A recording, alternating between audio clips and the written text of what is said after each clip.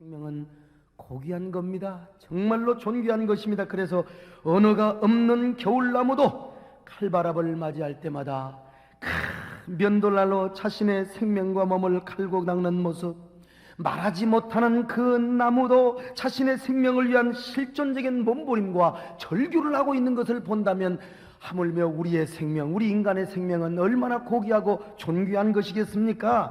세상의 그 어떤 것과도 바꿀 수가 없어요. 온 천하와도 바꿀 수 없는 것이 우리네 생명입니다. 그런 의미에서 우리 주님도 말씀하셨습니다. 사람이 온 천하를 얻고도 자기 목숨을 버리면 무슨 소용이 있겠느냐고 말이요. 여러분, 우리 인생은 왜 이렇게 귀합니까? 하나이기 때문입니다. 생명은 두 개도 아니요, 생명은 두 번도 아닙니다. 한 번입니다. 그래서 생명은 연습이 없고 리허설이 없으며 두 번 다시 오지 않습니다. 그러므로 우리의 생은 매 순간순간이 감격입니다. 매 순간순간이 얼마나 소중한지 몰라요. 오늘 우리가 이 자리에 나와서 예배를 드리고 있다는 거, 죽으면 이럴 수가 없어요. 살아있기 때문에. 그러므로 생명은 귀한 겁니다. 아까 우리 찬양대에서도 그런 찬양을 했지 않습니까? 이 시간이 귀중하다. 오늘 이 앉아있는 이 시간이 귀중한 줄로 믿습니다. 하나도 귀중하지 않은 사람은 죽으시기를 바랍니다. 귀중해. 자, 그런데 이렇게 고귀하고 소중한 생명에도 두 종류의 생명이 있다고 하는 사실입니다. 첫째는 겨우겨우 호흡이나 하는 꺼져가는 생명이요, 희미한 생명입니다. 지금도 저 분당 서울대병원에 중환자실에 가면요, 흔해 빠진 공기 하나 마시지 못해가지고 산소 호흡기 꽂고 지금 사선, 죽음의 사선을 그냥 넘나들고 있는 사람이 있어요. 여러분, 물론 그 생명도 여러분 참 귀중한 겁니다. 소중합니다. 그러니까 우리가 함부로 안락사 못 놓잖아요. 그러나 언제 사선을 넘을지 모르는 그 생명을 누가 풍성한 생명이라고 말하겠습니까? 희미한 생명이요, 날마다 넣는 꺼져가는 생명이라고 하지 않겠습니까? 그러나 이와 정반대로 풍성하고 철철 넘치는 생명이 있어요. 씩씩한 청소년들과 국가대표 선수들, 농구 선수 아니면 축구 선수들을 보세요. 뛰고 뛰어도 지치지 않는 생명, 끄떡도 없는 생명이요, 언제나 에너지가 막 분출하고 막 철철 넘치는 생명. 여러분, 이 생명은 아름다운 생명이요, 풍성한 생명입니다. 까지 그 피곤하면 잠 한숨 자면 되는 거고, 배고프면 밥 한 그릇 먹으면 되는 거요. 그러니까 막 생명이 철철 새벽부터 저녁까지 뭐 피곤함이 없어요. 얼마나 풍성한 생명인지 모릅니다. 여러분 모두 살아있는 동안에 이런 풍성한 생명과 건강이 충만하시기를 바랍니다. 그러나 육신의 생명보다 중요한 게 있어요. 그게 뭐냐? 영적인 생명이거든요. 그러므로 우리 그리스도인은 육신의 풍성한 생명도 중요하지만 영혼의 풍성한 생명을 소유하는 것이 여러분 더 중요해요. 그리스도인의 내면에는요, 언제나요 생명이 흘러넘쳐야 돼요. 생명이 확장되고 생명이 막 그냥 폭발하고 생명이 막 분출해야 된다 이 말이요. 그래서 번창하고 철철 흘러넘쳐. 어떻게? 저 드넓은 저수지에 막 물이 흘러넘치는 것처럼, 저 드넓은 댐에 물이 막 그냥 댐에 그 언덕이 막 철철 흘러넘치는 것처럼 주여, 우리의 영혼 안에, 우리의 내면 안에 언제나 생명이 막 철철 흘러넘치게 하여 주시옵소서. 돈이 넘치는 것보다도 생명이 넘치는 것이 더 아름답습니다. 권력과 명예가 흘러넘치는 것보다도 우리의 내면 안에 영혼의 생명이 막 철철 흘러넘치는 것, 그 사랑의 물결이 영원토록 내 영혼을 덮으소서. 이런 은혜와 역사가 임하시기를 축원합니다. 우리 예수님이요, 오늘 본문에 보니까 이런 풍성한 생명을 주시려고 이 땅에 오셨다고 했습니다. 언제나 사탄 마귀는 우리를 죽이고 도적질하고 도적놈으로 와가지고 우리를 시험 들게 하고 우리를 죽이지만요, 그러나 예수님은 우리에게 풍성하고 더 풍성한 생명을 주시기 위하여 이 땅에 오셨다는 것입니다. 그렇습니다. 오늘 또 우리 주님은 우리가 풍성한 생명을 누리시기를 원하십니다. 너무나 모자라고 부족하고 기갈 중에 있는 우리 자신들, 그러나 은혜와 풍성한 능력을 주셔서 우리 안에 생명이 흘러넘치고 넘치는 생명을 누리시기를 원하신단 말입니다. 할렐루야. 그럼에도 불구하고 왜 우리는 풍성한 생명을 누리지 못하느냐 이 말입니다. 내가 예수님을 믿고 그분을 내 안에 모시고 살면서도 왜 내게는 그렇게도 기쁨이 없는가, 감격이 없는가? 왜 내게는 예수님이 함께 하시는 표적과 흔적과 기적이 확실하게 나타나지를 못한단 말인가? 내게 풍성한 생명이 있고 주님이 내 안에 풍성하게 거한다면, 내 안에서 막 생명의 능력이 철철 흘러넘친다면 내게는 기적도 나타나고 내게는 표적도 나타나고, 여러분, 그런데 왜 나의 삶은 쥐 죽은 듯이 고요하기만 하단 말인가? 왜 그렇게 조용하기만 하단 말인가? 여러분, 우리 예수님은 우리에게 옳은 길로만 우리를 불러주지 않으셨습니다. 옳은 것만 가지고는요 너무나 메마를 수 있기 때문에 그렇습니다. 옳긴 옳지만 메마르고 답답한 것은요 절대로 좋은 게 아니에요. 아무리 옳고 의로운 길을 행하며 간다 할지라도 우리의 심령이 답답하고 클클하고 심령이 황폐하고 고갈을 당하 있는 모습은 그거 진정한 옳은 길이 아닙니다. 교회 안에서 바른 말 잘하고 똑똑하고 뭐 자기 이론이 많고 주장이 많고 바른 말 잘하는 사람, 여러분, 그래서 그 사람은 언제나 정직한 길로 가고 의로운 길로 가고 뭐 자기가 옳은 길로 가는 것 같지만 그 속에 생명이 없고 막 곰핍하고 자기 속에서 막 황폐한 내면의 그 고갈됨을 느끼는 사람, 진정한 정의를 선택하지 못해서 그런 거예요.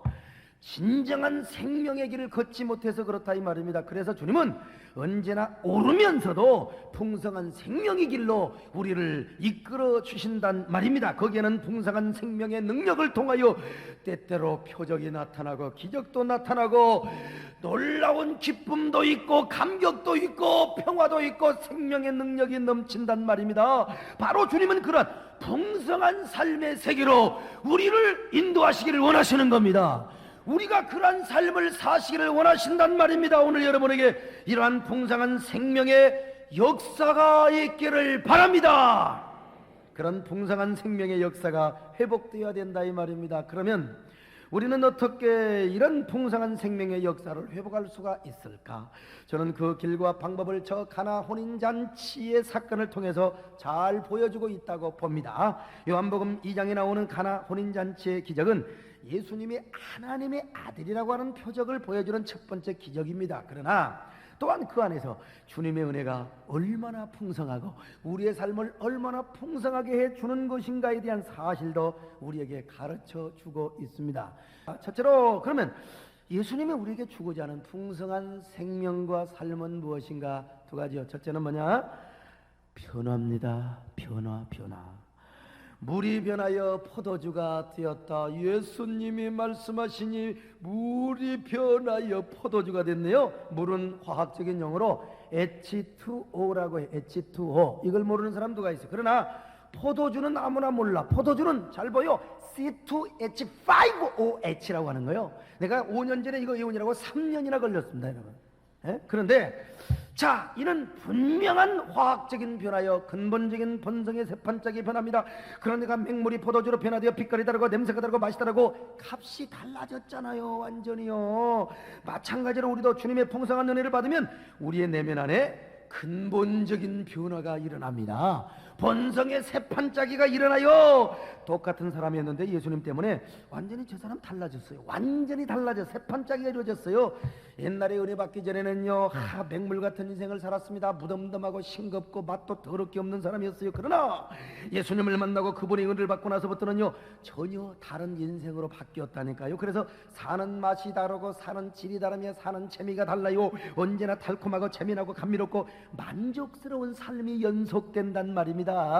주 예수 내 마음에 들어와 계신 후 변하여 새 사람 되고 망령된 행실을 끊고, 그렇습니다. 여러분, 맛이 없는 거 1년 두고 10년 둬도 맛없어요. 맛없는 음식이요. 비비고 뭐 쥐어짜고 해도 맛은 그대로입니다. 마찬가지입니다. 우리의 삶도요. 맛없는 인생은 10년 두고 20년 둬도요 똑같이 황폐하고 피폐하고 재미가 없고 허탈하고 우울하고 그런 인생이 아닐 수가 없어요. 그런데 이걸 어떻게 변화시킬 수 있습니까? 맛없는 사람 보러 야 이 새끼야 제발 좀 맛 좀 내라 하고 쥐어 박은다고 해서 되는 게 아니요. 이 사람 변화받아야 돼요. 변화받아야 돼요.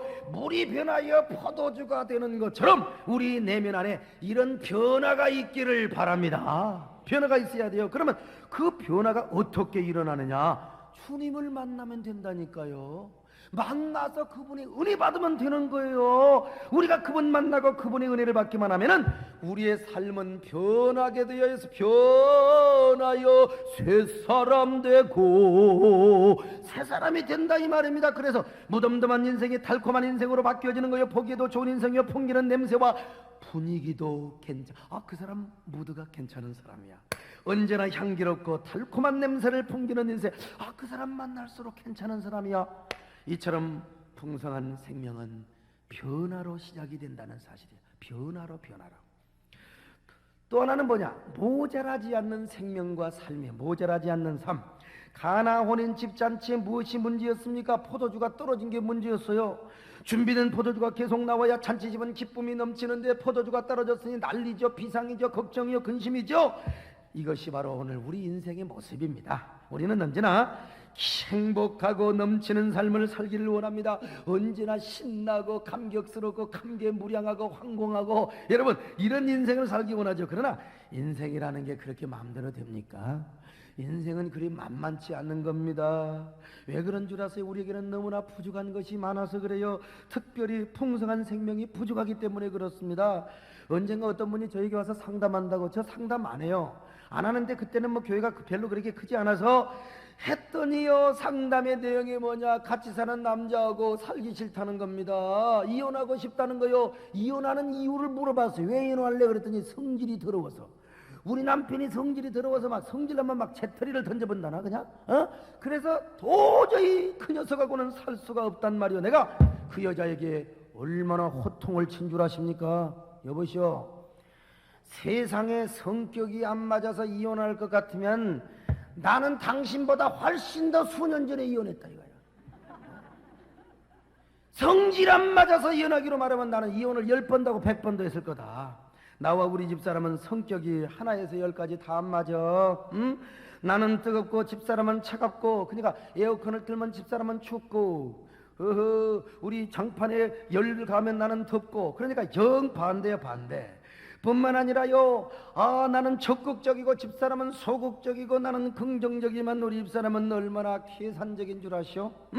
내가 항상 불질러 놓으면 우리 집사람 와서 소방수 역할하는 데가 많은데, 내가 이렇게 성격이 안 맞아도 얼마나 이렇게 잘 사냐. 좀 한 번씩 말다툼을 해서 그렇지 얼마나 행복하고 잘 사느냐 이 말이야. 우리는 단 한 번도, 나는 단 한 번도 성질 안 맞지만 여보 우리 이혼할까 그런 소리 해본 적이 없어. 내가 하도 성질나서 주님 안 데려가십니까? 내가 뭐 한 번 해본 적은 있었지만 이렇게 호통을 쳐서 보냈어. 아이씨 성질한다고 이혼하냐? 그랬더니 지금도 잘 살고 있어요. 어디 지금 2층인가 앉아있을 거예요. 여러분 인생이란 이런 겁니다. 그렇게 좋아서 결혼 안 하면 죽겠다던 그들, 그런데 그들이 말이여 결혼하여 살아 6개월 살고 1년만 살아도 바닥이 나는 게 우리 인생이 아니고 뭡니까? 그렇게 죽고 못 살겠다던 네로스의 사랑은 어디로 가버렸어요? 그리고는요 그렇게 매력적이던 아름다움도 다 도망가 버리고 사랑과 애정이 다 바닥이 나서 실증이 나고 권태가 나. 그래서 헤어지다가 노래방에서 뭐 노래 부르는 노래가 뭐냐? 어쩌다 생각이 나겠지. 여러분 이게 우리 인생이 아니요. 그런 인생에 있는 게 뭔 줄 아십니까? 이게 한 컵의 물이요 한 모금의 물에 불과하다는 거예요. 예? 한 컵의 물 기왕 들었으니까 한 잔 마셔야죠. 예? 이렇게 모자란 물컵 같은 인생이, 나도 허기져서 나도 목말라 못 사는데 내가 누구에게 뭘 줘요? 사랑을 준다고요? 에? 내가 같이 물을 마십니까? 내가 무슨 뭐 생명의 은혜를 나눠준다고? 이 말도 안 되는 소리요. 모자라고 부족한 사람이 만나서 사니까 뭐 여유가 있어야지. 여유가 발끝이 차서 발끝을 덮으니 가슴이 차가워요. 가슴이 차가워서 가슴을 덮으니 발끝이 차가워. 나덥기도 힘드는데 뭐 마누라 덮어준다고? 나덥기 힘드는데 남편 덮어준다고? 그러니까 서로 아기 다툼이요 뭐 사랑이 변했느니 뭐 사람이 변했느니 뭐 성격이 안 맞느니, 이게 다 왜 그런 줄 아세요? 모자란 인생이 모여가지고 연애할 때는 이게 미쳐서 그런 거예요. 연애할 때는 좀 제정신이 아니잖아요. 이게 제정신 차리고 보니까 모자란 거야. 여유가 없단 말이요. 한 컵에 물 가지고 두 사람이 어떻게 나눠 마셔요. 모자란 입을 가지고 어떻게 가슴과 발을 다 가리겠습니까? 그러니 부부간에도 항상 다투고 싸우고 등 돌리고 살아가는 것 아니겠습니까? 다 모자라서 그런 거야. 모자라서요. 한 번은 등산을 장로님들하고 갔는데요, 저 정상에서 길을 잊어먹어 버렸어요. 길을요. 안개는 끼고 막 저녁은 다가오고, 근데 목이 말라가지고 우리 총무국장 김문기 장로님이요, 목이 말라가지고 이게 막 그냥 다리를 덜덜 떠는데 나한테 딱 뭐가 있었느냐, 양파 그 폐기된 주스가 하나 있어요. 물요. 이거 내가 먹어야 되는데 뭐 딱 하나 있다고 그러니까 뭔 얘기느냐, 월남을 갔는데 상사 어르신께서 자기가 먹을 물을 안 먹고 나에게 줬다는 얘기를 하는 거야. 그러니 내가 그 소리를 듣고 안 주냔 말이요. 내가 주니까 내가 못 먹잖아요. 나같이 훌륭한 목사는 주지만은요, 애정하는 사람 안 줄 거예요. 그런데 우리 예수님은 어떤 분이냐? 주님의 은혜는 모자라지 않습니다. 주님의 은혜는 언제나 모자라지 않는 은혜입니다. 모자라지 않는 생명이요, 모자라지 않는 삶의 축복이요, 이 은혜와 축복을 오늘 우리에게 주신단 말입니다. 포도주가 모자라 떨어져 버린 잔치집에 포도주를 넉넉하고 쓰기에 남음이 있도록 부어주신 것처럼 주님은 우리에게 언제나 풍성한 은혜를 주시기를 원하신단 말이요. 우리의 내면에 참된 기쁨과 감격과 감사, 진정한 풍성한 은혜가 우리 안에 철철 넘치도록 우리 하나님이 부어주신다. 그래서 오늘 본문은 말씀하십니다. 내가 온 것은 양으로 생명을 얻되 풍성한 생명을 얻게 하려고 오셨다고 말입니다. 이러한 풍성한 은혜를 누리는 사람은 달라져도 한참 달라진 사람이요, 매우 달라진 사람입니다. 여러분요. 그러니 다른 사람 보기에도 괜찮고 풍기는 냄새와 분위기도 좋아요. 맛을 보니 괜찮거든요. 그 옆 사람한테 가서 경험을 해보니까 생명의 역사가 있네. 저 사람 옆에 가니까 은혜가 되네. 역시 변화의 역사가 있네. 왜 그러냐면요, 그 사람 속에서요, 모자라지 않는 생명의 놀라운 능력의 역사가 거기서 역사돼 공급이 되니까 그렇다 이 말이요. 사랑하는 여러분, 여러분에게 적어도 이런 은혜가 따르시기를 바랍니다. 변화의 은혜여, 모자라지 않는 놀라운 축복의 은혜, 이런 은혜가 여러분에게 충만해서 다른 이웃 사람들에게 막 공급이 되고 전달이 되시기를 바랍니다. 그러면 그게 두 번째로, 우리는 어떻게 이런 풍성한 생명을 소유할 수 있을까? 풍성한 생명이 변화여 모자람이 없는 철철 넘치는 생명이라면 이제 우리는 어떻게 이 생명을 소유할 수 있을까? 첫째로 하인 같은 삶을 살아야 돼요. 하인 같은. 예수님은 처음부터 지금까지 잔치집에 가만히 구경만 하고 계셨어요. 우리 예수님 어머니가 마리아가 와가지고, 아이고 예수님, 우리 아드님 포도주가 떨어졌는데, 예수님은 눈 하나 끄떡하지 않고, 아니 어머니 그게 나하고 무슨 상관이 있는데요? 하고 냉정하게 딱 잘랐어요.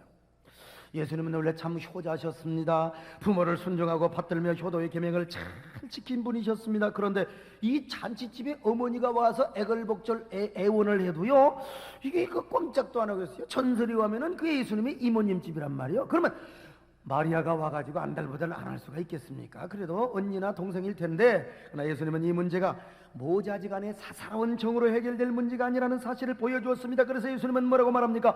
여자여, 그것이 나와 무슨 상관이 있나이까? 공적 반응을 보였습니다. 그리고 또 말하기를, 아직은 내 때가 이르지 않았습니다. 내 때가 이르지 않았단 말이 무슨 말입니까? 이 말은요, 아직은 일할 수가 없단 말입니다. 어머니, 나도 그 사정 잘 압니다. 나도 그 안타까움 잘 알고 있습니다.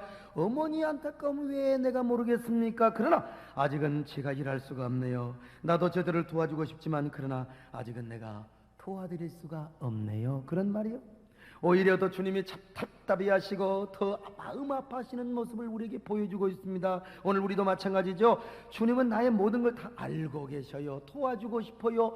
내 모든 걸 해결해주고 싶은데 그 아직도 주님이 안타까움을 가지고 도와줄 수 없는 뭐가 있어요. 왜 그런 줄 아십니까? 우리가 무엇인가 주님을 묶어놓고 있어요. 주님 일하지 못하도록, 주님이 활동하지 못하도록 뭔가 꽁꽁 메어놓고 있는 그 무언가가 있다 이 말입니다. 바로 이걸 풀어야 돼요. 주님은 이걸 풀어야 된다는 겁니다. 이걸 풀어놓아야 주님이 마침내 일하시고 도우실 수 있단 말이에요. 주님이 능력이 없어서가 아니라 바로 주님은 마리아에게 이런 의미의 메시지를 준 거요. 마리아는 바로 그 메시지를 눈치를 챈 겁니다. 벌써 어머니니까. 그리고 그것을 풀기로 했습니다. 그래서 마리아가 무슨 행동을 저지릅니까? 하인들은 불러요. 하인들아, 저 예수님이 무슨 말을 하시든지 그 말씀대로 순종을 하거라, 순종을 하거라 그랬습니다.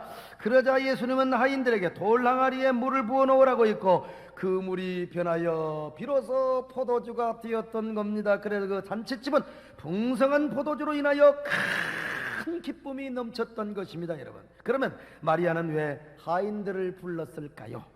그 잔치집의 연회장이나 주인을 부르지 않고 왜 힘없고 끝발없는 하인들을 불렀을까? 똑똑하고 잘나고 이론이 많은 사람은요 순종하지 않아요. 그 사람에게는 절대로 하나님께서 역사하지 않습니다. 그러니 여러분 순종하겠습니까? 쓸 수가 없거든요. 만약에 집주인이나 연회장을 불렀다고 합시다. 아이고 미쳤다고 그 손 씻는 항아리에다가 물을 부어놓습니까? 그러니까 역사가 일어나지 않아요. 그런데 하인들은 그대로 순종했습니다. 그랬을 때 기적이 나타났던 겁니다. 오늘날도 자기 이론이 많고 말이 많은 사람은요 풍성한 생명의 역사를 누릴 수가 없습니다. 교만하고 똑똑한 사람요, 자기 주장이 많은 사람요, 말이 많고 이론이 많은 사람 보세요. 얼마나 풍성한 사람이 있는가? 없어요. 그냥 속에는 말라 비틀어져 영적 문둥이로 살아간다니까요. 교회 안에서 말 많고 똑똑하고 뭐 불평하고 나를 따르라, 우리는 야당을 하자, 우리는 야성을 가지자. 여러분, 이런 사람들이 속에서 말은 바른 말을 하는 것 같지만 속에서는요 골아 빠져 죽어 있는 사람이 많다니까요. 왜 그러느냐? 영혼이 기갈을 당하고 황폐하고 바닥난 신앙생활을 하니까 그렇다 이 말이에요. 그러므로 우리가 풍성한 삶과 풍성한 생명을 회복하기 위해서는 하인이 되어야 하는 것입니다. 주님 보시기에 정직한 하인이요, 정말로 순수한 하인이 되어야 돼요. 내 이론은 다 포기하고 내 주장 다 접어두고요, 내가 못나서가 아니라 내 주장과 이론이 없어서가 아니라 주님이 말씀하시면 그저 아멘으로 순종하는 하인 될 수 있기를 주의 이름으로 축원합니다. 옆 사람 보고 인사 좀 하세요. 어떻게 인사하느냐? 어쩌면 그렇게 하인처럼 생기셨어요. 이럴 때 여자들은 바꿔야 돼요. 어쩌면 그렇게 하녀처럼 생겼니? 하고. 여러분, 그런데 하인과 내시는 다릅니다. 꼭 내시같이 하는 사람들이 있는데요. 내시는 어쩌면 그렇게 하인같이 생겼니? 이 사람이 내시요. 우리는 하인이 되시기를 바랍니다. 할렐루야. 또 하나, 예수님을 언제나 왕으로 모셔야 됩니다. 마리아가 예수님을 하나 자신의 아들로만 생각했을 때는 역사가 안 일어났어요. 메시아로 하나님 나라의 왕의 위치로 올려놓았을 때 그때부터 주님이 일하기 시작했던 것입니다. 오늘 또 여러분, 언제나 모자라고 곤표하고 바닥난 삶을 사는 사람들이라면요 특징이 있어요. 뭐냐? 아쉬울 때는 막 주님 앞에 삐삐치는 거예요. 아버지, 주님 나 정말 죽겠어요. 이거 하나만 해결해 주세요. 근데 주님이 딱 이거 해결해 놓으면요 참, 우리 주님께서 우리 성도들이 주님 잠깐만 내 맘대로 살겠습니다. 나 세상에 나가서 내 맘대로 내 멋대로 살겠습니다. 이런 사람은요 절대로 풍성한 삶을 살 수가 없습니다. 그러나 언제나 주님을 왕으로 모시고 진정한 내 삶의 통치자로 모실 때 주님은 우리의 영혼에 은혜 위에 은혜를 더하여 주십니다. 주님을 내 삶의 통치자요 주인이요 주권자요 나의 왕으로 모실 때 그분이 내 안에 오셔서 풍성한 삶의 역사로 풍성한 삶의 은혜를 우리에게 공급해 주신다. 그리고 기적도 넘치게 하시고 표적도 우리에게 넘치게 해주신 줄로 믿습니다. 세 번째, 마지막으로 언제나 우리가 생명을 선택하는 거예요. 많은 사람이 신앙생활하면서요 옳고 그런 데만 관심을 가져요. 우리 교회가 잘못됐느니 잘됐느니 한국 교회가 어쨌느니 우리 교회 우리 목사님이 어쩌느니 그러니까 날마다 신앙이 비판적이고 공격적이고 불평과 원만할 수밖에 없죠. 다 근데 그 사람들요 자기 깐에는 항상 의로운다. 의로움을 선택한다. 자기 깐에는 옳은 길을 선택한다. 그런데 항상 이 사람의 판단의 기준은 뭐냐? 성경 어떤 하나님의 생명이 아니라 항상 세상의 도덕과 윤리의 기준의 잣대로 공격하고 비난하게 된다 이 말입니다. 그러나 여러분요, 아무리 옳은 소리하고 세상의 윤리와 무슨 세상의 도덕 잣대로 아무리 옳은 소리 하는 것 같아도 내 속에 생명이 없고 내 속에 풍성한 생명이 없으면요, 그 참 멜통이야, 멜통이요. 그러므로 여러분, 우리에게 신앙생활의 옳고 그름보다도 중요한 것이 생명이라고 하는 사실을 믿으시기 바랍니다. 생명입니다, 생명이요. 옳은 것을 추구하는 것보다 더 중요한 것이 생명이요. 그러므로 우리는 언제나 신앙생활하면서 이것이 내게 생명이냐 아니냐, 이것이 내게 생명이라면 목숨 걸고 선택하시길 바랍니다. 이걸 우선순위에 선택을 해야 된다 이 말입니다. 그것이 내게 있어서 감사를 통해서든지 순종을 통해서든지 침묵이든지 인내이든지 용서이든지 덕을 세우는 일이든지 그저 생명이라면 집중을 해야 되어 우선순위를 두어야 됩니다. 그럴 때 생명의 역사가 우리 안에 풍성하게 나타나게 되는 겁니다. 무슨 일이 있든지 생명을 선택하며 생명을 추구하는 자에게 우리 하나님이여 넘치는 은혜를 주세요. 우리에게 막 철철 넘치고 확장되고 번창하는 생명의 역사. 이런 사람은요, 감격이 있지요, 모자라지 않지요. 언제나 나만 누리는 것이 아니라 남에게도 나누어주는 여유 있는 삶을 사는 거요. 여러분 모두 이런 생명의 풍성함을, 풍성한 생명을 회복하는 여러분 되시기를 축원합니다.